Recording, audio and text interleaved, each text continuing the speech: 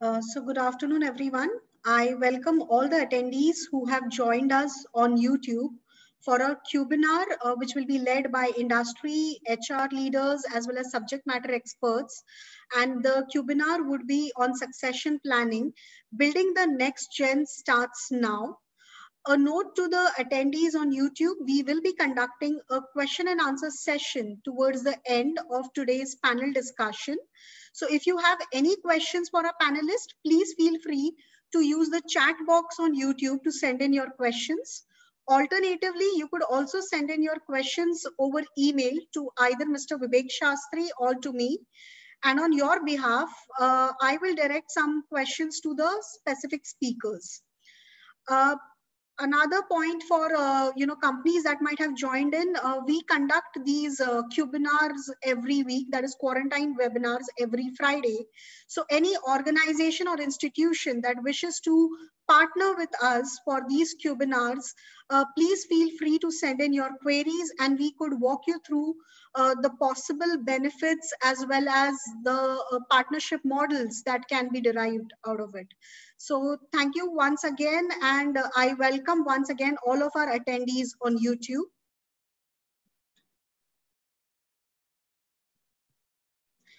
Okay, a brief introduction about Creating Values. Creating Values is an ISO certified management consulting firm. We provide strategic advisory services to organizations across industries. The domains in which we operate and we provide our consulting services include people and culture, which is our HR advisory arm. Technology and risk is our IT consulting arm. Business strategy consulting, brand strategy consulting, and executive search consulting. We have completed over 225 plus projects. We have worked across more than 15 plus industries, and we are proud to have more than 90% of repeat order rate. That talks about the quality services that we provide. So if you have any queries, any questions about the services that we offer under any of these domains, please feel free to get in touch with us. A reminder to all of our attendees about our next week's webinar, that is on 24th of July at 4 p.m. We will be joined by industry leaders and they'll be talking about enhancing sales productivity in challenging times. So the pandemic is a worldwide crisis which does not have a modern parallel, and irrespective of the size and scale, organizations have been impacted. How are several organizations, how have they managed rather to enhance their sales productivity even in these challenging times? So like I mentioned, we'll be joined by industry leaders who will be discussing about it, who will be talking about the practices that they themselves adopted as well as certain things that they plan to do during this financial year. So please make a note of it and join us on 24th of July at 4 p.m. for the webinar on enhancing sales productivity in challenging times. With that, I'll be initiating the panel discussion for today with a quick introduction of our speakers. So I would request the speakers that now they can turn on their camera. However, they can stay on mute till a specific question is posed to them. So I welcome our esteemed speakers. Today's panel discussion will be about succession planning. The goal of any succession planning strategy ultimately is to future-proof the business and mitigate any business risk as key employees leave the firm, ensuring that the firms keep moving in steadfast manner. Challenging times such as the current pandemic not just pose difficulties for operations, but also provide multiple opportunities to focus on what is crucial for business success. Now is the time to look internally and focus on building the next gen leadership. I'm Sujata, the Associate Director with Creating Values, and I have the privilege to moderate today's discussion. We have with us Mr. Devender Sharma, GMHR at Parijat Industries. Mr. Devender is a seasoned HR practitioner with over 16 years of experience. He has worked for industries such as industrial chemicals, design and engineering, road and telecom infrastructure, to name a few. He's passionate about his domain. He delights in the profession which allows him to interact and deal with diverse workforce.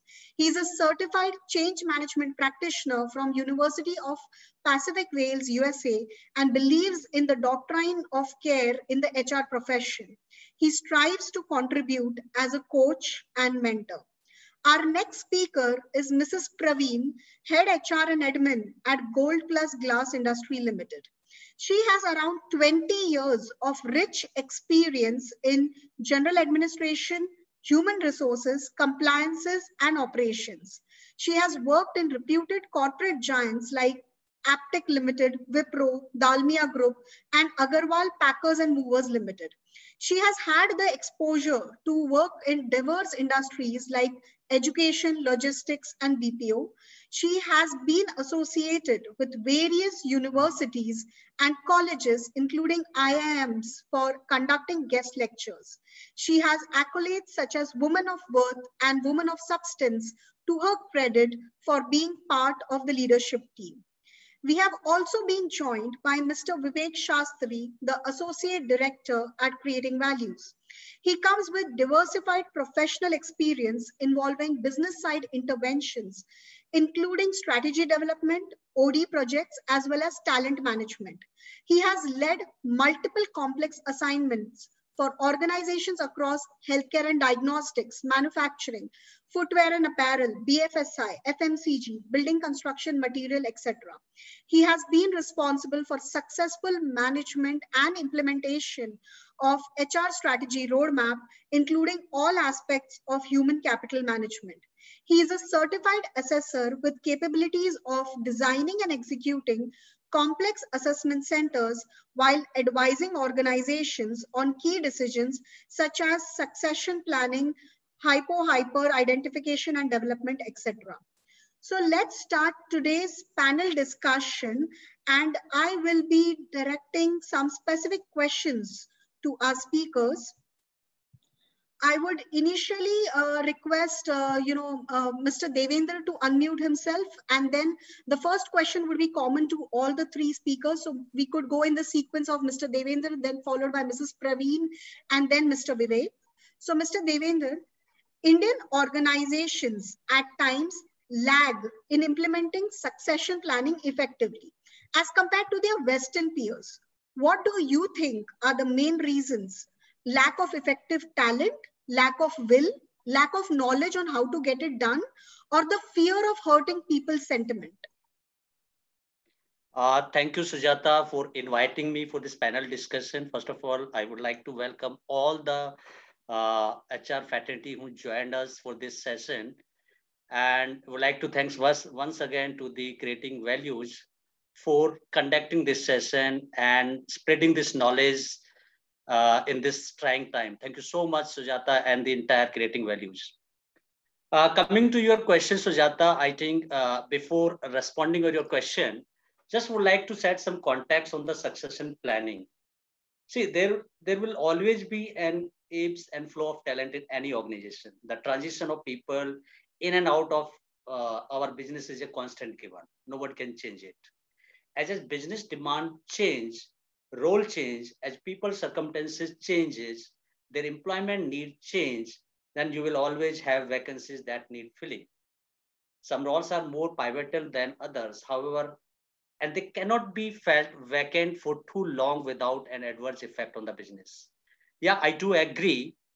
I do agree with your question in that you mentioned some of our in the Indian context, it's not that easy as we easily can implement this succession planning in Western culture.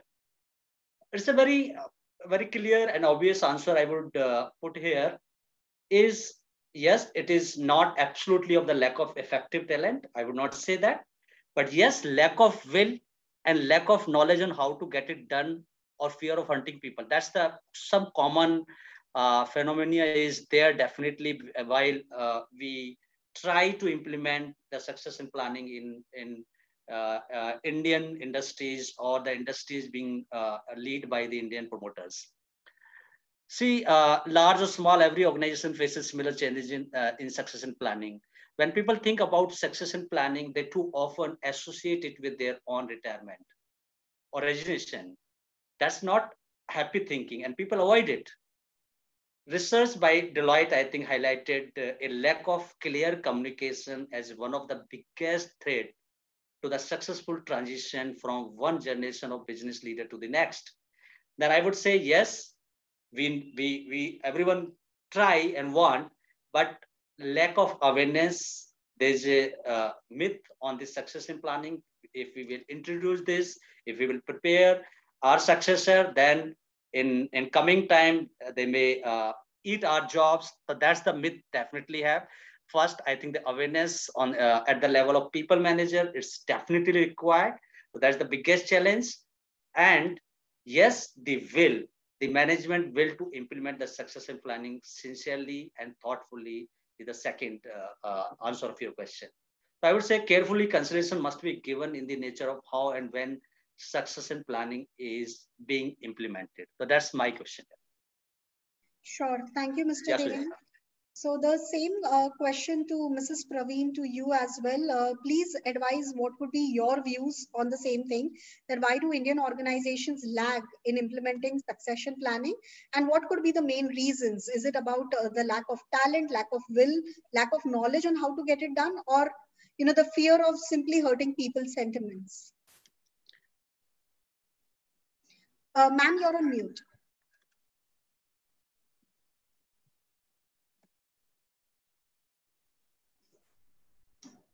Hi, Sujata. Thank you so much for inviting me to this wonderful session. And it's been long that we've met. This is my, I think, second or third interaction with you. Thank you so much. And hi, Devendra. Pleasure listening to you. Yeah. Yes, the question which you posed is, what are the main reasons, whether it is lack of effective talent or lack of will? I would personally feel India doesn't lack talent at all. We've got huge talent in the entire nation. But I personally feel it is the lack of will. Lack of will could be because of various reasons. It is not necessary that, yes, as an organization, we would not like to have that succession planning in place. But lack of will could be due to various reasons. Some organizations may have the reasons as, financial obligations, which would be additional to already existing team. Like obviously when you have second in line being prepared, who can take over? So obviously the cost factor is there. That's one major reason. That's based on why I'm saying this. That's based on my entire experience which I have. And yes, what Devendra said, I do agree with him. At times, there is a fear that already the person who is, at a particular seat, who is leading a particular team, and if he gets a hint that yes, such a plan is being, placed, he may feel hurt. Whereas I feel if properly communicated to those people, that they can grow only when their second in line is ready. Otherwise, they would also have no growth. I would like to quote one instance from my first job. I was working as a counselor, and for 2 years when I was working as a counselor, I was promoted as a senior counselor within 6 months of my joining. So I went to my director. I said, it's been 2 years. Why I'm not being promoted as a branch manager or assistant branch manager? So I was clearly indicated that since you've been performing well in a particular role, until unless there is a backup, you cannot grow up the ladder. So there are a lot of reasons. So I personally feel lack of will, which could be assigned to various other reasons. That is the major cause, rather than I wouldn't definitely agree that there is lack of talent in India. Sure. Thank you, Mrs. Praveen. In fact, both of you have rightly pointed out that many times it's just the fear of the managers themselves. That what if, like they feel that they would lose their own responsibilities, their own jobs to the juniors who might be trained and groomed with regards to succession planning. And very rightly said that until and unless you have someone to replace you, you would yourself also not move up the ladder. So that is a note that all HR leaders, rather business leaders, need to take a note of. Thank you for that. So Mr. Vivek, the same question to you, and what are your views on it? Is your take similar to what our speakers have been saying, or do you have something more to add to it? Well, good afternoon, Sujata, and all the wonderful panelists we have on board today. And shout out to all the YouTube audience who's live as well. Well, I would agree with my co-panelists who have added, but to sort of that it's ultimately a combination of 2 to 3 pieces, and to elaborate on that, first is definitely, yes, a lack of knowledge. See, the biggest challenge which companies face is with regards to, identifying and assessing competent candidates. So when you fail at this juncture, what basically happens is you have an inadequate pool of talent, which is ultimately shallow both in terms of quantity and quality. Secondly, what also happens is in lots of good organizations, these sort of frameworks or plans, they aren't adequately connected with your coaching and developmental programs. So if you treat it as just a mere one-off event and something which is isolated from the overall business necessities, then this lack of integration is going to pose a big problem as such. So lack of knowledge, definitely, yes, one of the major areas. Secondly, what I would also call it is as a lack of will, because, it's more in terms of a failure to follow through. You might have the best of interventions in place, but often they end up being ad hoc interventions, and alas, they tend to fizzle out in the longer run. Last but not the least, I would also add is that there is fear of the unknown. It's like these sort of plans and frameworks can evoke very strong emotions. So you are typically pushed into the realm of unknowns. Very little communication happens on this front. So, these are the typical challenges why as to despite the best of the intentions or whatever programs you have on board, in the Indian context, they tend to take a beating. Sure. Thank you, Mr. Vivek. So communication is the key. Even with the best of intentions, if the communication is not right, you wouldn't see benefits once the interventions are rolled out. And however, sometimes there have been instances wherein maybe not an entirely effectively planned intervention, but communicated very well and very strongly, was supported throughout the organization and ultimately succeeded. So yes, communication plays an important role. So with that, I will move to my next question, and I would request first Mrs. Praveen to answer it, and then I would ask Mr. Devender for his views on it. Mrs. Praveen, business leaders will eventually move on either by choice or by circumstances. What should organizations do to ensure that the transition is a seamless process and it is not a disruptive event?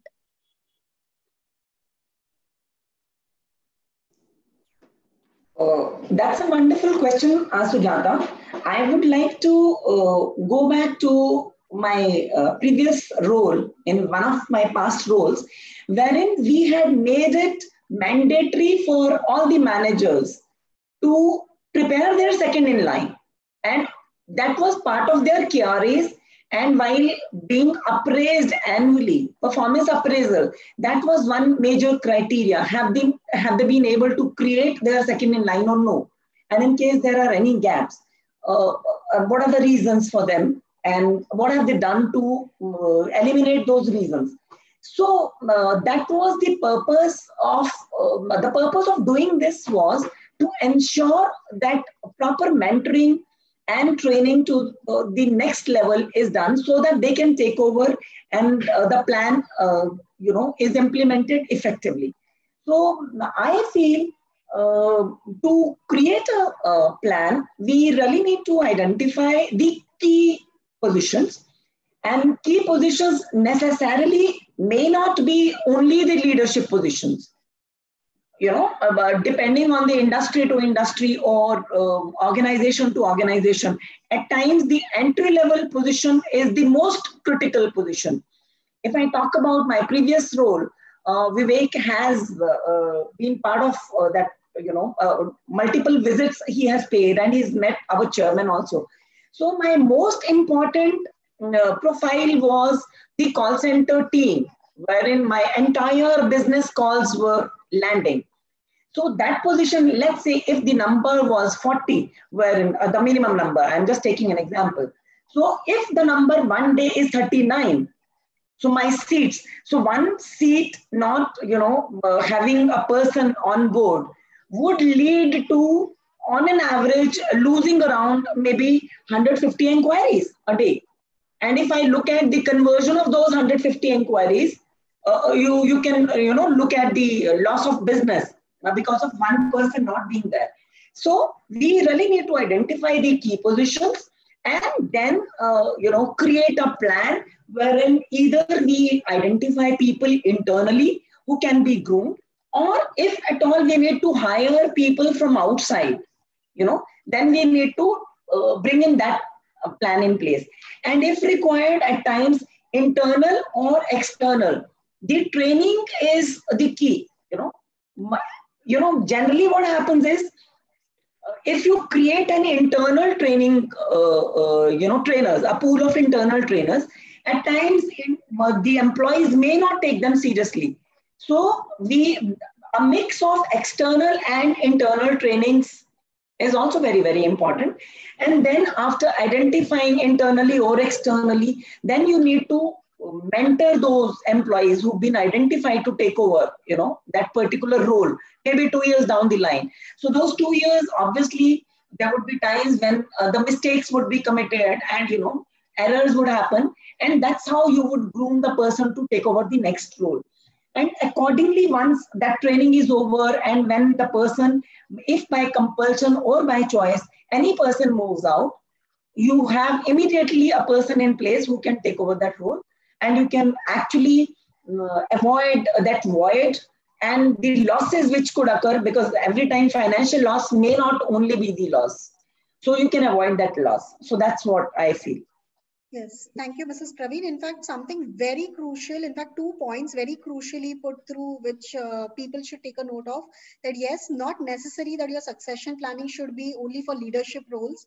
Every organization should identify which are the key roles.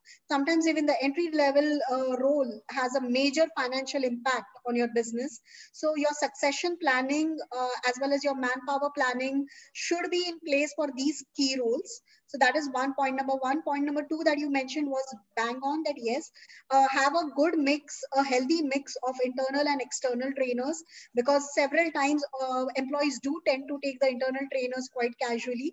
Imagine if the HR trainer is the same person that you have a coffee with, or you just go out for a walk with, you might not be able to take that person that seriously during a training. So yes, that's a very good and valid point. Thank you for that, Mrs. Praveen. So Mr. Devendra, the same question to you. How shall the transition be made more seamless and not a disruptive one, especially when a key employee leaves an organization? See, Sujata, while I fully agreed with the Praveen's comments and sharing her experience on this question, I would also like to relate my answer with the real example or the practice that we are implementing, or we have been implementing at Parijat. So in Parijat context, would like to just respond to this question. See, we are in agro sector, and we started basically implementing this succession planning and really made it very seamless process. It's not absolutely now no more as disruption. It's really, really very seamless process. What we did basically, our highest attrition was on the territory level, because in the retail we have 70% of our strength represent the territory manager level position, and our highest challenge was with these positions only. Then what we started to we started hiring people on third party role from the campuses, and generally BSCs and all that we required to replace that particular position, territory level position. Then we started to hire people on third party role, just to put them on the bench, prepare them, work with them, help them in developing the necessary skill set that we really require to perform at that level of job.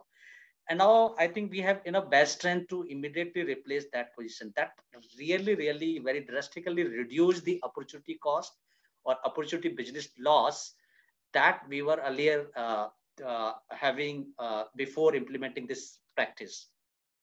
The next policy that we implemented to retain the top talent at territory manager is introducing a very elite club that we call Chairman Club. In that Chairman Club, we basically recognize the top performers at territory manager level only, not regional manager, not zonal level. And as Praveen rightly put her remarks, that succession planning is, we cannot map with a particular layer of the structure. No, absolutely not. Then we build a very elite group of top performers from retail divisions, and then we awarded them a very highest recognition of our company, the membership of our Chairman Club. In that, what we did, we identified top performers. We were having complete analytical performance data of our sales team. Then we basically assess their competencies just to gauge the potential of these people, so that we can start on their development, on their professional development. Then we did the personality profiling test or psychometric test, we can say. And with the help of these 2-3 processes or tools that we used, this year we launched or we announced our 3rd batch of the Chairman Club. Till I think before that year, we already recognized about 50 people as the territory managers. And you will not believe, Sujata, we got 10 regional level positions from internally from these Chairman Club members only. So that's the beauty of this succession planning and how seamlessly we are doing it in our company. But I think most important factor in that we did here for their individual development, it's not just merely identifying the top talent, but also very important to make very strategically their development program. Then we plan with them for their IDP. We assign them a individual career coach. We replace this group training from group training to the assigning a very dedicated coach or individual coach. Now we change that complete framework. And Parijat is the only company who assign at territory manager level a dedicated coach to our employees at executive level, the frontliner. They are all territory manager people are the frontline only. And that dedicated coach worked throughout the year with these guys just to understand. First, they build the rapport with them so that they can openly come up and can share their all the strengthened areas, or not weakness area, but the development area. That really worked very hard. And as a result, I think in the 2 years, we have promoted out of 40, we have promoted 10 regional managers internally from our Chairman Club members. So I totally agree with that, what Praveen said. But I think what we generally ask, what is the day-to-day impact of X position in our company or department? That is the first step we do. Then if the person currently in the X position left, how would that affect our operations? Once you have handled on the ripple effect that the departure of certain employees might choose team members who could potentially step into those positions. If we're to hire of X position internally, which employees would be the strongest candidate for stepping into that role? Or would those candidates need training? And if so, what type? So it's completely based on the IDP. It's very customized IDP approach that we follow for their developments. And we are very happy with this program. And everyone in the company really praise a lot. And we are slowly going to expand this program, not on from retail to head office and head office to export division. So that's the real case study of our company, just to respond to your question too. Sure. Thank you, Mr. Devender. In fact, quite nicely put, and you've summarized several key points in your response. Recognition rewards, they go a long way. So especially at junior level positions, at mid-level positions also, recognition plays a very, very key role. And then having, having timely interventions wherein you assess the people on their competencies. You also, have a IDP in place so that people are developed as per their own strengths and development areas, and not just one size fits all approach is used. So that's a very good thing that you have shared with us. Thank you so much for that. With that, I will move to my third question. But prior to that, a reminder to all of our attendees on YouTube, please send in your questions using the chat box on YouTube. And on your behalf, I will direct those questions to our speakers. This is an amazing opportunity to actually, sharpen your own skills and understand, on how succession planning has truly worked for these companies, and maybe take some notes for your own companies. So please do ask questions to our speakers. So moving to my next question, and I would direct it once again to Mr. Devender and then move to Mr. Vivek with that. Mr. Devender, as per you, what are the key components of a structured succession planning process? Sujata, I think very important question that you asked here, and very relevant for the audience, all the audience. See, yeah, I do agree. It's for implementing a successful planning process is not an easy job. It seems very easy, but while we go for the implementation, there's just several steps required to be followed very, very thoughtfully. And the foremost and first thing is the timely communication. I think Vivek also mentioned about the timely communication factor, and Praveen also mentioned and emphasized on that component.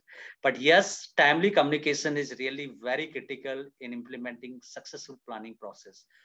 Don't follow the age-old mistake of identifying a successor for a key role within your organization, but never telling that person. Research by insurance company revealed that 25% of employees in line to take over a small business are not aware that they are chosen successor. So guys, very important here to inform. Boss too frequently utter the word, but I had a great plan for you. When the earmarked successor hand their notice in. So guys, if we will not come up and we will not share our thoughts with our successors, they will never come to know that, yes, I am the guy who is going to be selected as a successor. So timely communication is the first. And the second, use people analytics and people science. I think that's very important here. People analytics is vital for identifying which role requires succession planning and who may be likely contenders as a successor. This also gives HR and people leaders a way to add further credibility to a succession plan strategy when speaking to the C-suites or the board. And the third component, very critical component, is fair selection process. Often it can appear to employees that someone internally has just been handed a role on a plate without any formal selection process or succession plan, particularly if the role was not advertised. Depending on the nature of the role and size of the company, it can be advisable to announce the vacancy internally, or at least, but to give other team members a chance to put their names forward for the role. Or it may suit your business better to share your formal process and criteria for choosing successor, but we should have fair selection process while we are selecting or while we are implementing succession planning. Then fourth is, I mentioned in my the question that I answered just before, highlight the career development aspect with a proper IDP. That's the fourth very important aspect in implementing any succession planning in an organization. Highlight the career development aspect, not this monitoring benefit, with a proper IDP. Without IDP, we may not be able to track the progress of the individual career development. So we should have a clear IDP, having clear KPIs and target sheet in the IDP, which can help us to track the progress on the IDPs.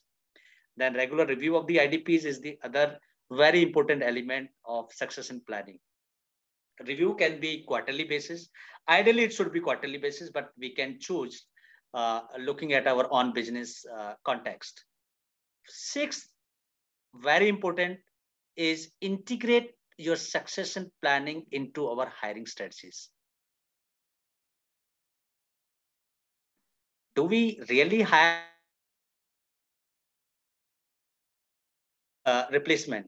That's a very, very, very critical question, and we should ask before we are going to hire any new employee in the company. So we should, I think, ideally we should start the succession planning from recruitment. And last but not least, think about your own successor. When making a succession plan for your organization, be sure to include your own position. Which employee could you see stepping into your shoes one day? And what can you do starting now to help that person prepare for the transition? So that's the few elements and few important points can be considered while we are going to implement succession planning in our organization. So that's my take here. Thank you so much, Mr. Devender. And as usual, you've shared quite a lot of points and in a very structured manner. So thank you so much for that. So Mr. Vivek, the same question to you, that according to you, what are the key components for having a structured succession planning in place for organizations? Thanks, Sujata. Well, to add on to the wonderful points which Mr. Devender had put across, I would say, the foremost step which we could consider is in terms of aligning whatever framework you may pick, be it customized or whatever theoretical part which you want to take, is alignment with your business goals and values. Your succession planning programs, it cannot be developed in a vacuum. So ultimately pick them up, keeping in mind the business roadmap and the values of the organization as such. Secondly, one of the earlier factors which we spoke about a bit is in terms of communication. So I would say establish a culture of transparency.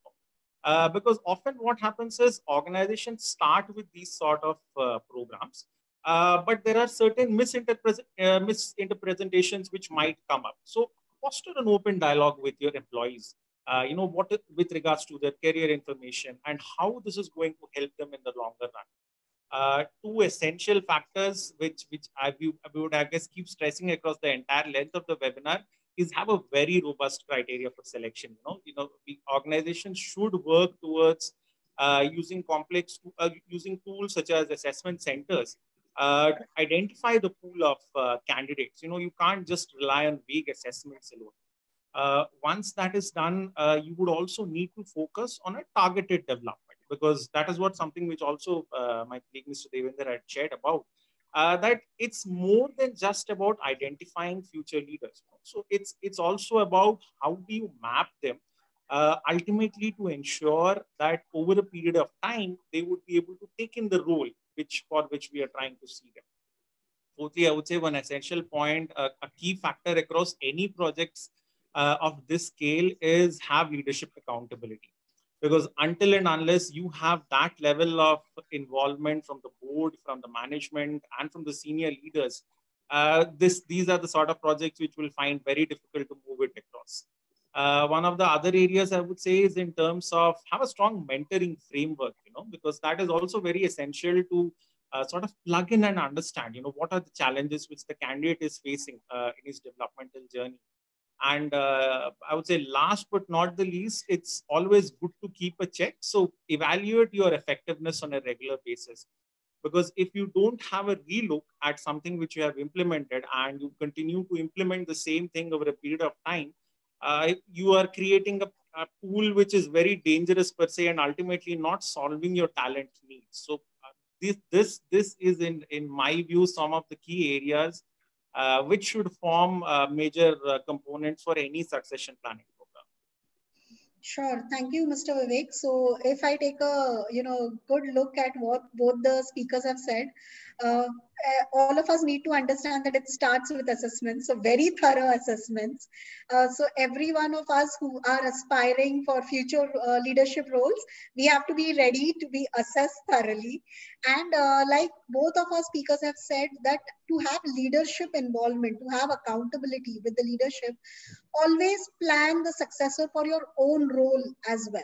You know, who is it who would step into your role and, you know, maybe deliver even better for the organization than maybe you ever did. So that is one of the things that needs to be considered. Moving on, I will direct my next question to first Mrs. Praveen, and then we could go back to Mr. Vivek. Mrs. Praveen, what can organizations do towards reshaping their talent management process and thus stay prepared in this stage of continual disruption?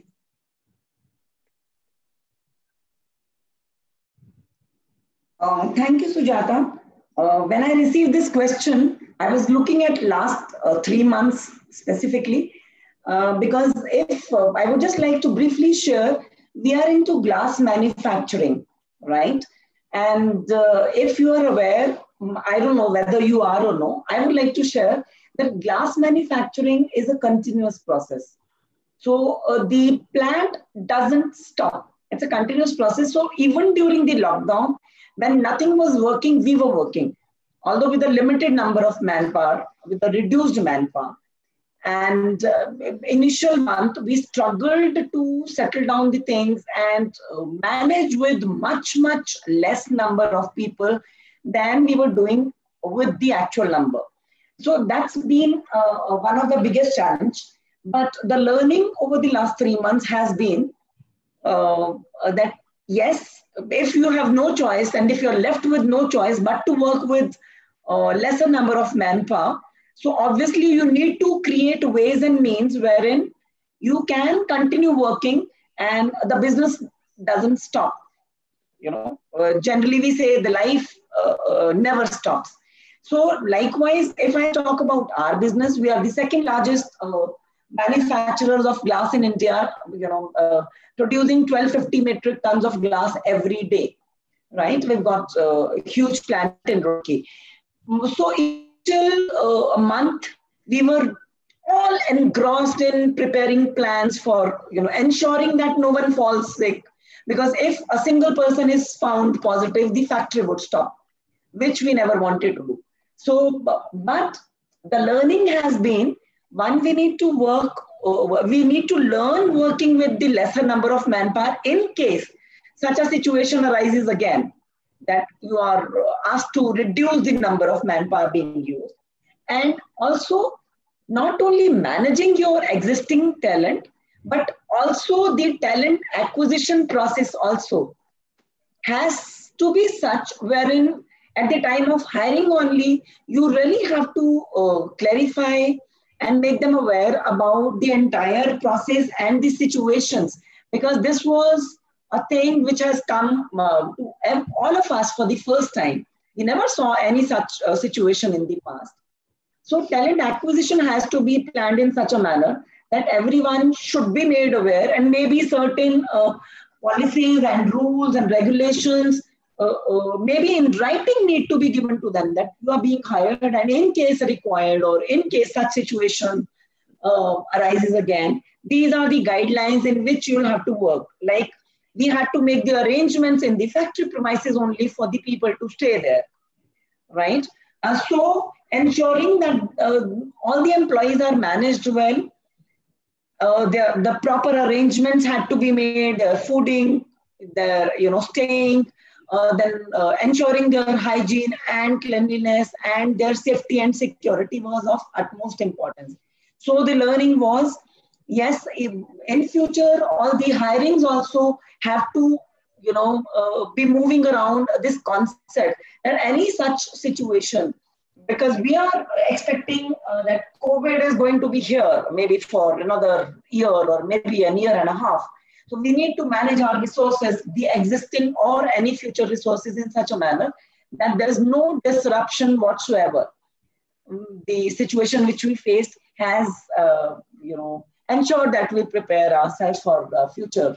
talent acquisition as well as management in such a manner that our process does not stop. That's very, very important. Sure. Thank you, Praveen. Mrs. Praveen, in fact, rightly said that, yes, some proactive and some reactive measures that organizations have undertaken and have learned during these difficult times. So thank you for that, Mrs. Praveen. So moving the same question to Mr. Vivek, what can organizations do towards reshaping their talent management processes and thus stay prepared in this age of continual disruption?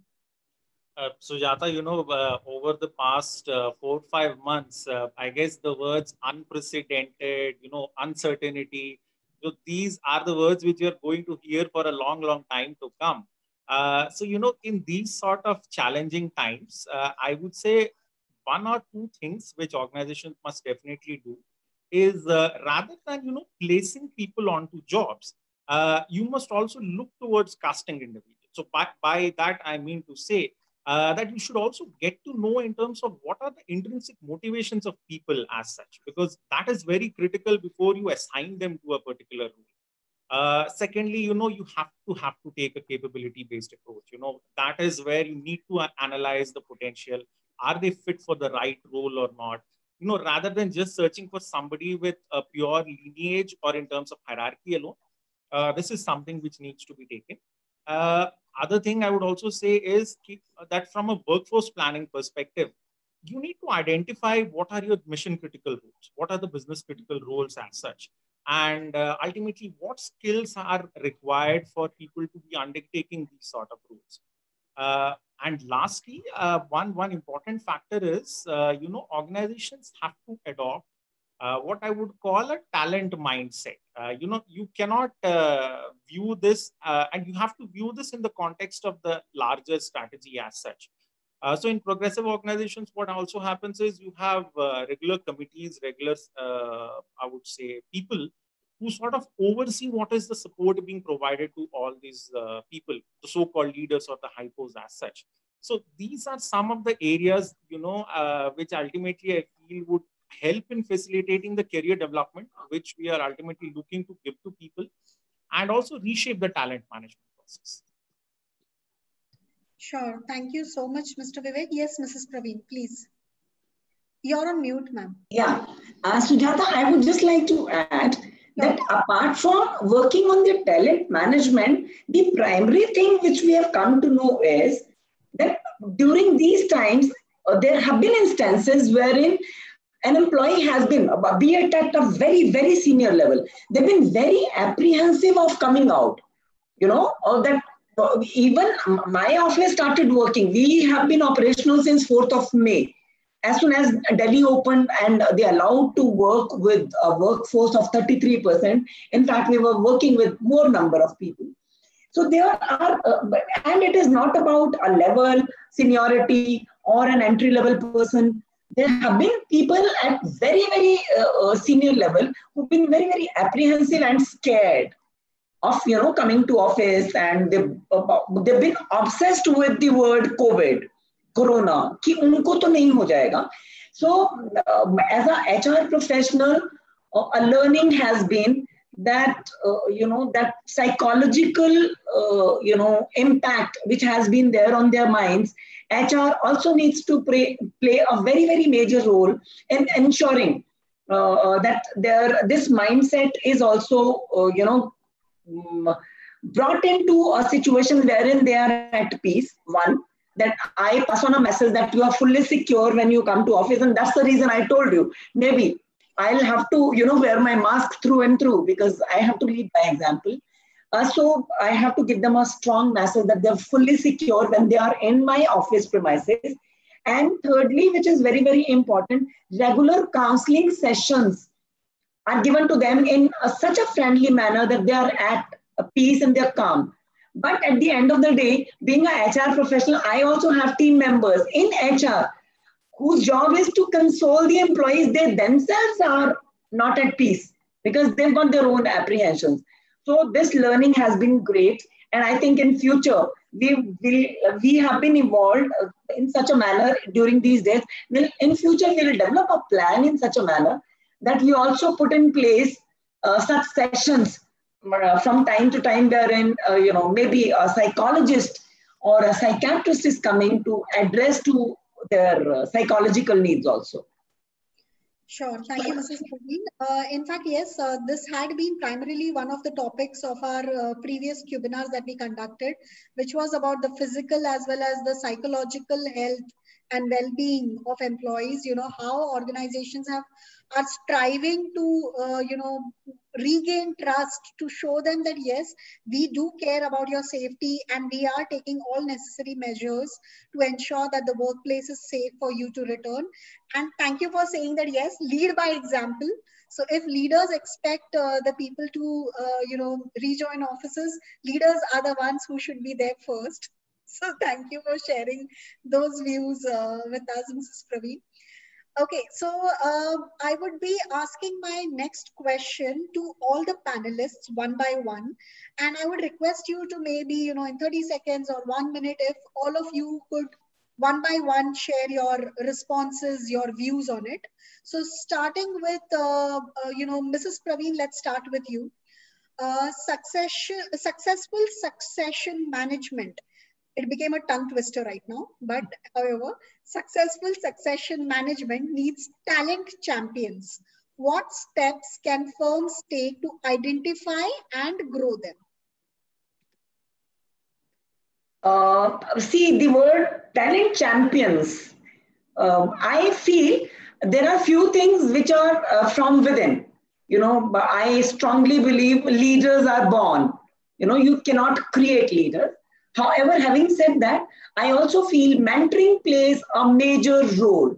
And you don't actually have to be a strict administrator or an observer, wherein you can identify who could be a potential candidate to be groomed for next level of growth. Like if I give you my example, I'm sitting in my cabin and I can see 10 people sitting out. By the way they carry themselves every day, the way they sit, the way they talk, the way they walk, apart from having those specific knowledge areas wherein they are required to work, these things are also very, very important. I tell them while walking on the floor, when I'm passing through my office, that don't think as an HR professional, if I'm going to a particular area, I'm just passing by. I am observing the way you sit, the way you talk. That from there, I identify that these are the people who can be considered for next level of promotion. And that's how we identify and then pick up those people and bridge those gaps which they may have, whether it is a skill gap, whether it is a behavioral pattern which needs to be corrected. But those basics have to be very, very correct. And I feel at the time of hiring only, the first interaction when we do with them, there are certain basics any organization has that needs to be clarified at the time of hiring, and the HR team needs to be very, very clear that, because when we do hiring, my team knows that whether I am hiring an executive at this point of time, I look at 2 years after, can this person be groomed after 2 years as an assistant manager or manager? So my hiring plan, even at the entry level, is put in place in such a manner that my team knows that just because a person is good at the time of joining may not be good 2 years down the line. So I look at that aspect also. That's very, very crucial for me. Sure. Thank you, Mrs. Praveen. So, Mr. Devendra, over to you. Yeah. Although you have, captured quite a lot of points in your previous questions. So let's see what do you have to add if something that, when it comes to identifying and growing the talent champions. See, Sujata, in identifying the talent champ, I think it's very important on day-to-day observations. And yes, we cannot overlook on that. The way that the people are behaving at the workplaces, yes, that's a very notable observations. But I think one more thing that we always look for while we are identifying the talent champs in for planning for them a proper succession planning is HR analytics, our own HR analytics. It could be the data from their performance management. That could be data from their multi-rater feedbacks. That could be data from their the performance that they have exhibited during these TNDs that they attended, the feedback, the pre and post training assessments, scores that he has attended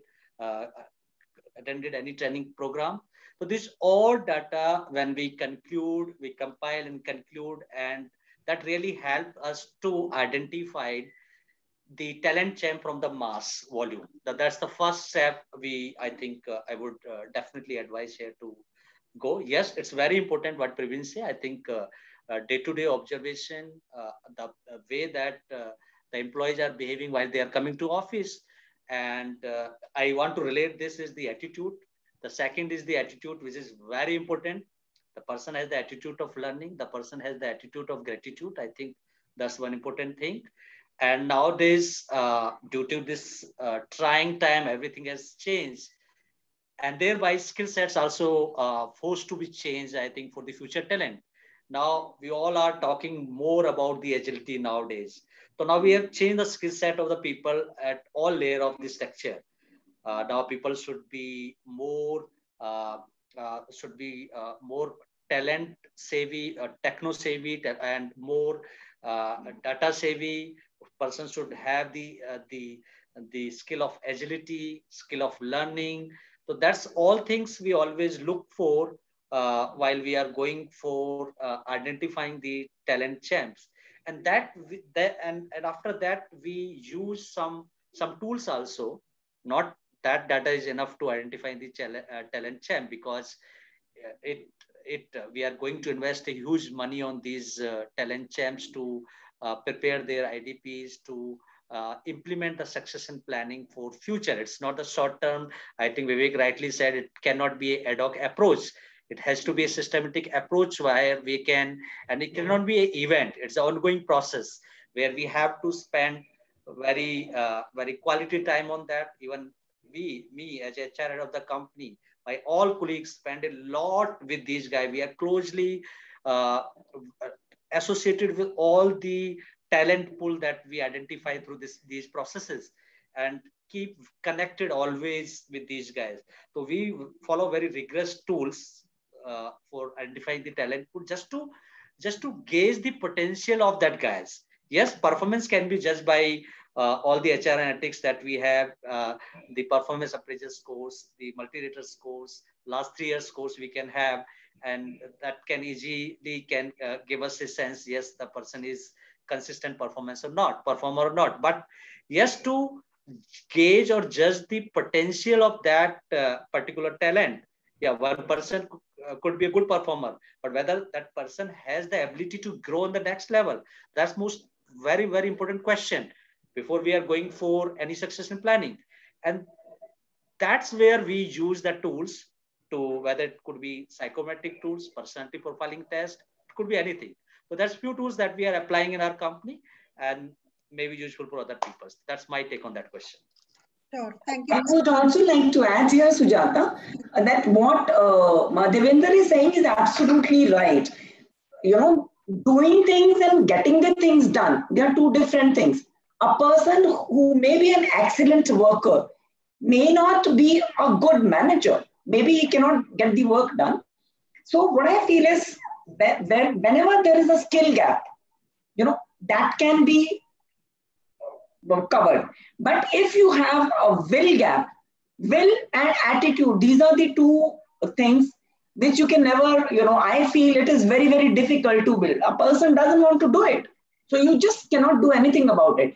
But if he is willing to learn, you can do the training. So identifying people who are trainable and then mentoring them is very, very important. Because for me, attitude, discipline, and will, these are 3 most important factors wherein as an HR professional, if I would like to identify anybody for next level, these are the most crucial things which I would look at. Attitude, will, and discipline. So skill gap can always be covered. Sure. Thank you so much, Mrs. Praveen. Yes, and so many times we've read studies, we've seen reports, and we ourselves have, when we worked closely with companies, we've advised them on that and it is an amalgamation of what both the speakers have currently also said, that it is the knowledge, the skills, and the attitude. All three play a critical role, especially when you're thinking about interventions such as an hyper development or succession planning. So Mr. Vivek, over to you, your views, and what would you say, how to identify and how to grow the talent champions for an intervention such as succession planning? Sure. Thanks, Sujata. I guess some very wonderful points put across by both Ms. Praveen and Mr. Devender.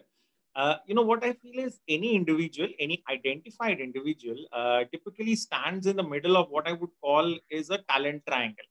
Now, what is that? See, how would you identify an individual? So it could be on the basis of his future potential or on the performance which he has delivered so far.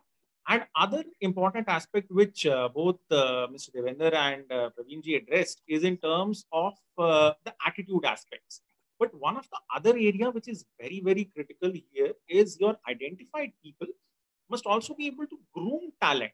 They should also be able to create talent. So it's not just about their own competency alone or the individual's talent alone.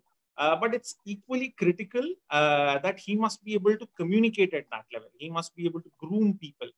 So that is one very important factor in terms of identifying the talent champions.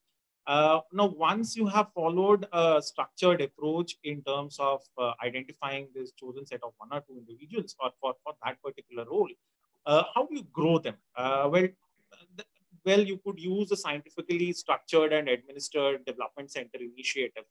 Now, this has to be done also keeping in mind your individual's current potential and what he aspires and what is required from the new role as well. And, along with all of this, we have talked about some multiple aspects in terms of communication, in terms of gap identification. The identified individuals have to be given a requisite level of empowerment. Because until and unless you give them that, you really can't expect them to take over the new role. Because what really happens in lots of organizations is you expect a lot from the individual, you create the position as well, but still the power is not given to him. So if you are not giving back to him, we are still stuck at square one. So just to quickly summarize, I would say these are some of the essentials, which are definitely essential while you grow a talent champion. And you need to consider this as something which you are doing in the longer run. So if you're just doing some short initiatives or only for something in the shorter run, then, well, it's going to face a lot of difficulties as such. Yeah. Vivek, just would like to add, Sujata, here on the Vivek remarks.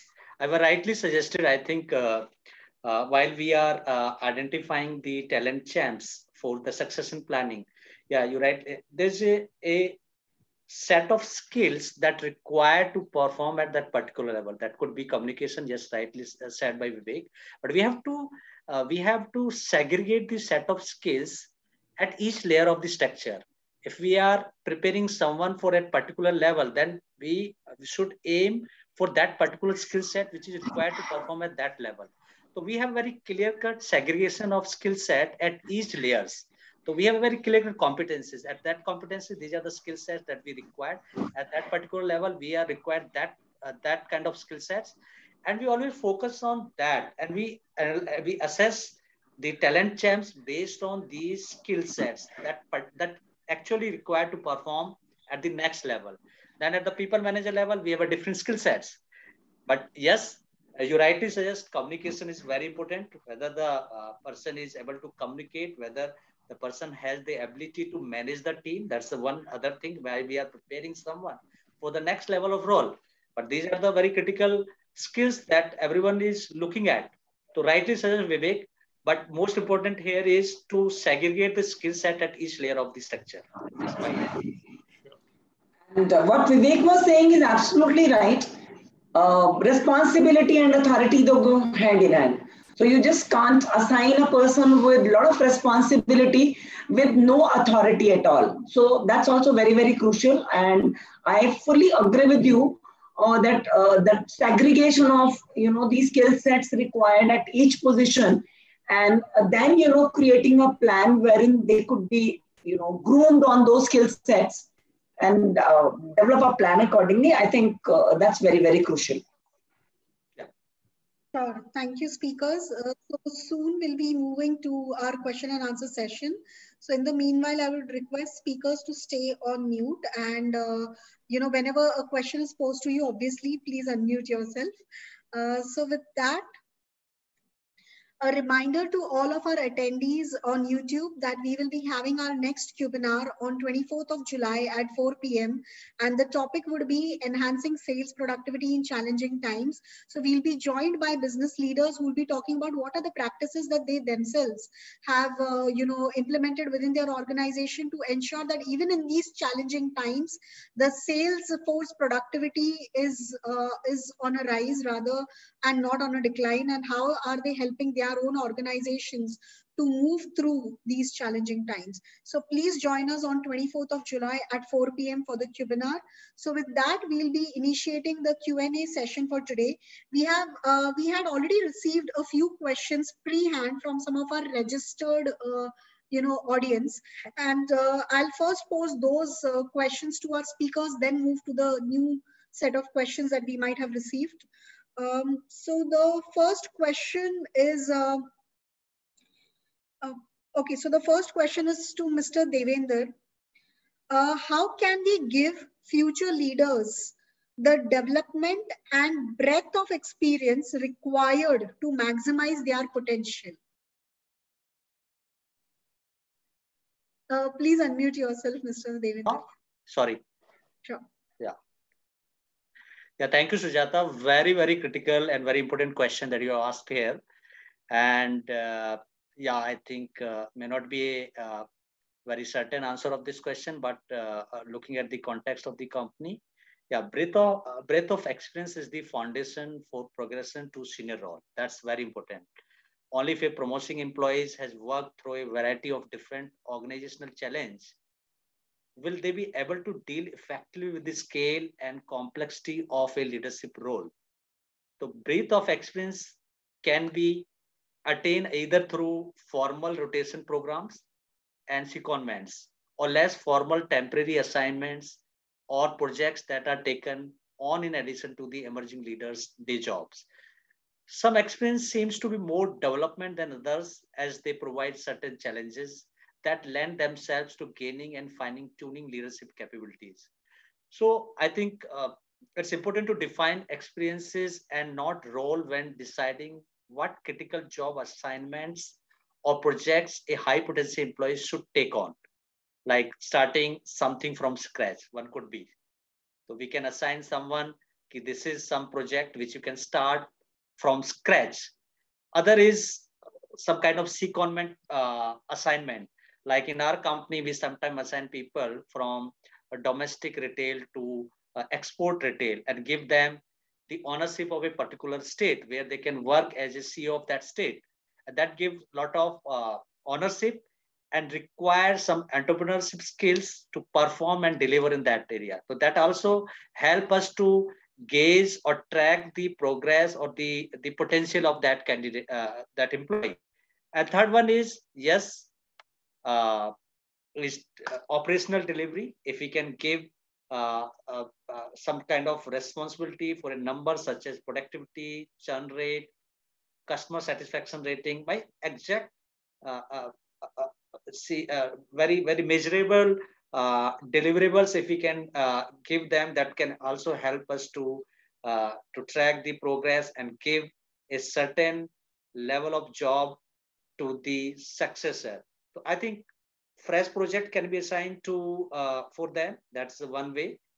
And some kind of independent role can be assigned to this guy.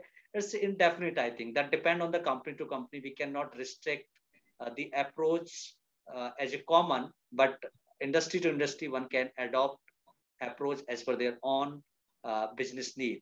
But I would say, I think definitely successor need to be given an independent role or the project where they can really challenge or test their potentials and can deliver independently. So that's independent role is more important in that area. That's my take here. Sure. Thank you, Mr. Devendra. Yeah. So next question has been directed to Mrs. Praveen. Mrs. Praveen, when should succession planning be conducted and how often should the plan be reviewed? I would like to answer this in a manner that I do not see any frequency that when or how it should be done, because I feel it has to be done from day one only for each role. And as I told earlier also, it is not only for the leadership positions, it is also for all the key and critical positions. If let's say, if it is a security guard, assuming, or if it is a front desk, they could be of equal importance as a leadership position could be. Like if I talk about the HR function, maybe my payroll team is the most crucial team, because if a recruiter goes, maybe I can manage. But if my payroll executive or my payroll team member goes, that's very, very crucial. So I would like to endorse this thing once again, that it's very, very important to identify any key position and then start working on that position and identifying a successor for that position, maybe internally, maybe externally. Maybe if you are required to have 2 people in one team as a backup, you must do that. And that's very, very important. And there can't be a frequency. It is an ongoing process. It is an everyday process. And your HR team has to be so sensitive to the employee needs. They need to sense that, pulse at each given point of time, that in case they get a feeler that a person is planning to, take an exit. So immediately the corrective steps, measures to retain that person should be taken. Or if a backup, if you feel that that person would not stay back, then a backup has to be created immediately. So that's how I feel on this. Sure. Thank you, Mrs. Praveen. Sujata, to add to that, I would say Praveenji is very well summarized that question. One simple quote goes, that, don't put off something for tomorrow, what you can do today. If you are just working merely in a reactive manner and in a so-called emergency situation that now you have to initiate because somebody is leaving the road, it's going to be difficult in terms of getting it kick-started. So that's what something I wanted to add as well. Yeah, I fully agree. As I mentioned earlier also, it was part of the KRAs of all the managers that they need to identify at least people at level 2 or 3 under them. Only then they would be given an increment promotion. It was actually linked with their increments. And that's how we were able to have a backup plan in place for each role. That's what I have done in past. And that is the reason I'm putting it very strongly, that there can't be a defined time for this. It is an everyday process and it has to start from day one. You really need to identify those critical positions wherein you cannot even manage for a day without those people in place, be it at entry level, mid-level, or a leadership level. Sure.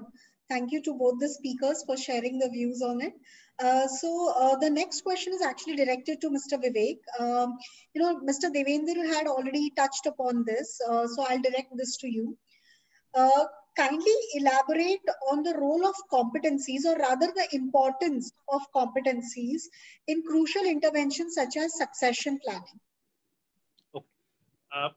If I were to put a company across a particular spectrum, typically what happens is companies could lie at 2 ends. Excuse me. One is either you have a situation where there is no formal succession program in place, or you have a situation that you have something on hand, something is being worked apart. But despite that, the gut feeling is that your successors aren't as good as the predecessors. So, the biggest challenge which is missing over here is data. This data is nothing but your competencies in place. Now, when you have very well cleared and laid out competencies, it helps you in 2 manners. So one is you're able to clearly identify what are the essential skills, knowledge, and other characteristics which are necessary to work the job. And then it also gives you an important bedrock for assessing candidates. How do you identify the talent champion, which we had earlier talked about. Post these assessments are being done, ultimately you also get out that developmental journey and individual development plan, which even Mr. Devender spoke about, that it would give you in place how do you develop the skills of these employees. At the end of the day, it provides organizations with all the data and processes which will help you cost-effective manner manage people, motivate people. How do you develop these human assets at the end of the day? And if you see, these competencies are the buckets out of which, if you are able to mix, ultimately for any role, you need a mixture of competencies. It's not just one competency alone. So it's going to be a mixture.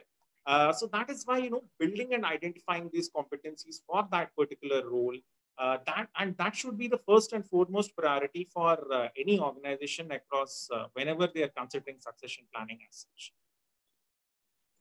Sure. Thank you, Mr. Vivek. In fact, the way all of our speakers have been saying that, yes, first of all, identify the critical roles. And we've had previous webinars wherein this was discussed that, it's not just stopping at identifying the critical roles, but going beyond and then having a proper competency framework in place, and not just generic competencies, but have role-based competencies so that you are actually answering the correct the question objectively, that what is it that is needed to perform, and perform brilliantly in this role. And ultimately, if you're going to assess me, then what is it that you're going to assess me on? How are you going to develop me further? So all of this, ultimately, the foundational piece is the competency framework that would help you answer all of these questions, not just for you as HR professionals, but also the individuals who would be undergoing succession planning related interventions. And as HR professional, we would also be, I'm sure Devender would also have come across many a times a situation wherein people who feel that there is no backup for those roles, his role. So they, end up resigning and getting those increments and, getting themselves retained, to which I am very, very against. I do not like any such practice wherein a person resigns and then we succumb to his request of, getting an increment and then retaining him. A succession plan would always help us to, manage any such critical situation wherein a person immediately says, I am leaving, and we always have a person in place wherein we do not, I would use the term blackmail. We do not get blackmailed in any such situation. So keeping that in mind, a succession planning is very, very crucial to any organization. Sure, thank you. Yes, Mr. Devender. I would like to add here, I think one example from my company only, where I'm currently working with. Parijat, as you all know, is in the agro-pesticide business. In all the leadership positions right now, in our company, all the leadership position is being led by the people. I think 70% position, 70% leadership position is being led by the people who joined us at very entry level of their career. It's a 70% position right now.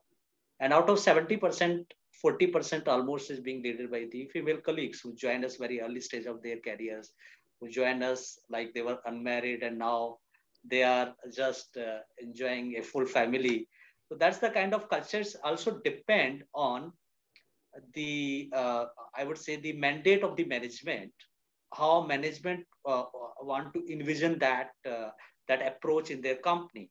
And as I think all my panelist speakers stressed upon this point, key management buying in that succession planning is very crucial. If management really want and believe on their internal talent and not want to buy the external talent on top level, absolutely, it's very, very easy to implement. It's a very smooth process to implement succession planning.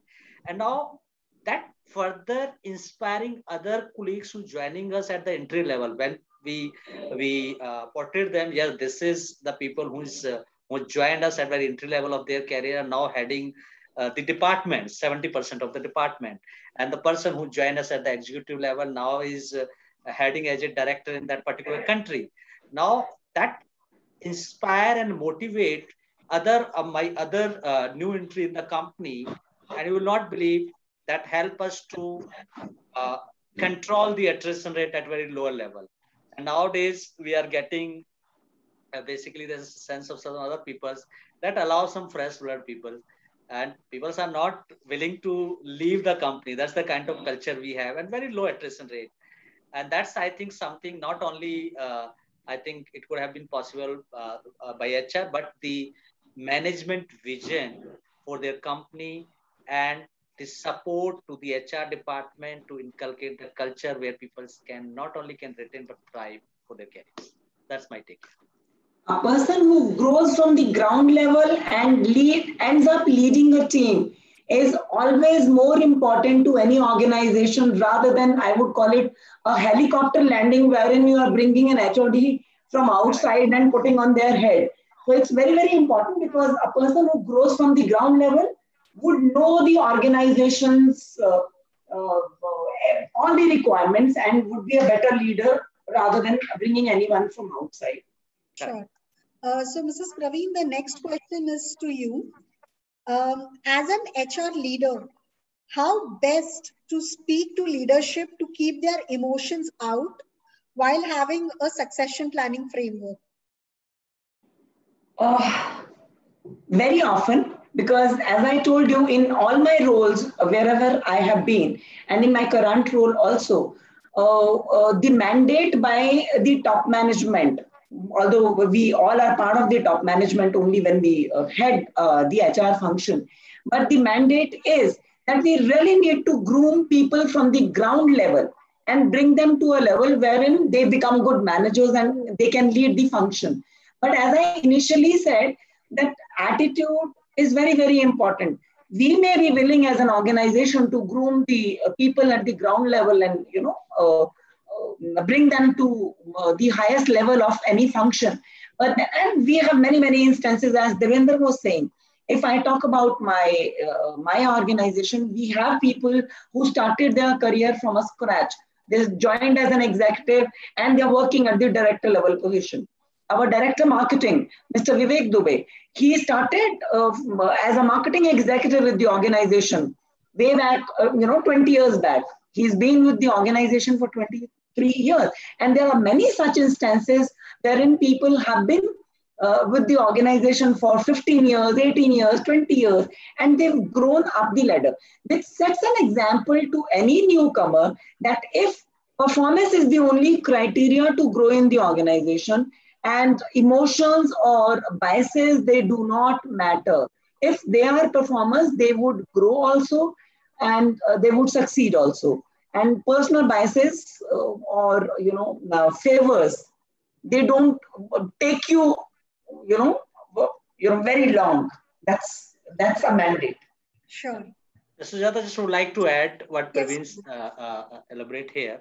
I think processes and system also help us to basically control that personal biases and all. If you have strong system and process in place and the data in place, I think that really help, particularly to the HR department, basically to remove these personal biases in any decision making, whether it is successful, the succession planning or increments or any kind of training and development initiatives or any kind of thing. But if we have strong system in place and processes, that's how I think we can minimize these personal biases for our key decision makings. So that's my take. Sure.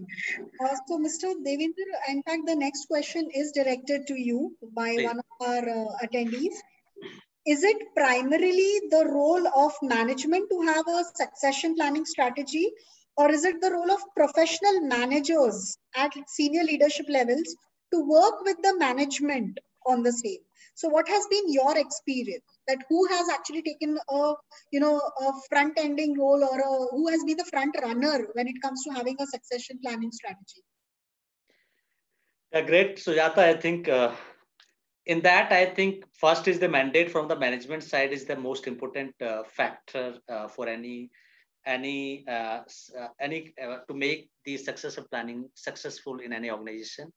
But yes, then it's a joint efforts of the people manager and HR department to effectively implement that succession planning at the ground level, because the process cannot be monitored by the management. But yes, management can convey you with the mandate, this is what we want to implement. But when it's come in the implementation part, then the role of people manager or the leaders of that particular departments and the HR department play a very critical role. It's a joint responsibility, I would say, of HR department, people managers, and the management to ensure the succession planning is being implemented successfully or not. But yes, implementation part is purely the responsibility of people managers and HR department. That's these two key people who can drive that mandate, which is being given by the top management from top to bottom. So that, I think the key driver is definitely the people manager and HR department. But the mandate is being, if the mandate is from the top management, then it's very easy to can drive. That's my guess. Yes, Mrs. Ravi, please. I would just like to add further on this. Yes, as rightly put by the vendor, that people manager and management, both HR function, both they have to play a very, very important role. But we also need to understand the undercurrent. There would be positions wherein the people sitting on those positions definitely may not like to let those, succession or successors being created. They would be resisting. They would ensure that, second in line is not created, because I have come across many such situations wherein managers, they don't want, juniors to be groomed in such a manner that they can take over.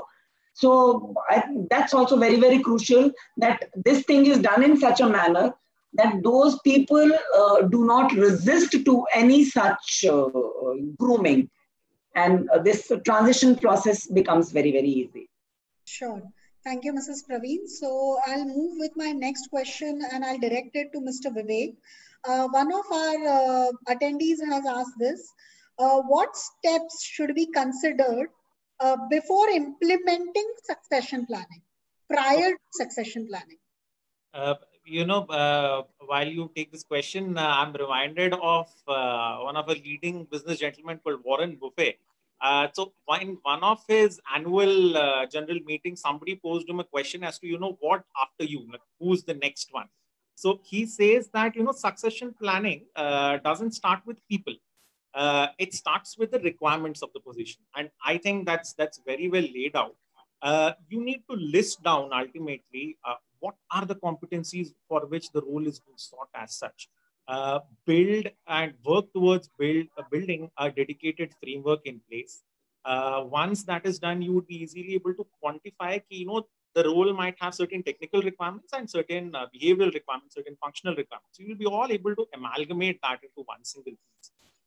Once that is done, I would say the next step would be in terms of conducting a very rigorous assessment center where, you are able to judge them and understand as to where do they stand ultimately with regards to this identified set. You're able to map the proficiency levels, because, it's not that he's ultimately at a level 0. Maybe he's at L3 and he has to be moved to an L4 or 5. That is what is the desired level as such. And, I would say in this piece that often organizations say that, we are going to have certain psychometric assessments and that is the end of it. But, psychometrics form a very small part of the entire assessment process per se. It could be done by multiple techniques, and that's how it should typically be done. Once all that is done, I guess that is when you get your customized IDP for each individual who has attended the overall program and who have been identified as a part of the process. Then you need to take a structured approach. Maybe the individual requires certain coaching aspects. Maybe he needs to be mentored. Maybe he needs to get certain executive educational programs. So that is something. Or on-the-job training, getting a certain amount of empowerment towards moving to a new post. Organizations need to also have certain amount of risk appetite, because all this comes at a certain cost. It's not going to be easy. But well, I guess these are, I would say, some of the points which companies could consider deploying it so that ultimately their succession planning program becomes successful. Sure. Thank you, Mr. Vivek. So yes, even for succession planning, there would be prerequisites, several ways of identification. First of all, identifying the critical roles, then identifying what are the skill sets required for those critical roles based on competencies. Then once you have decided that, yes, these are the roles wherein succession planning is required, your assessment centers, your development centers, all of these come in handy. And, that is how you should have a good succession planning framework in place. So with that, we are closer to a wrap for today's panel discussion. One second, my laptop is stuck. Okay. So I would take this opportunity to first of all thank all of our attendees who joined us on YouTube, and especially the ones who've been so regular with us.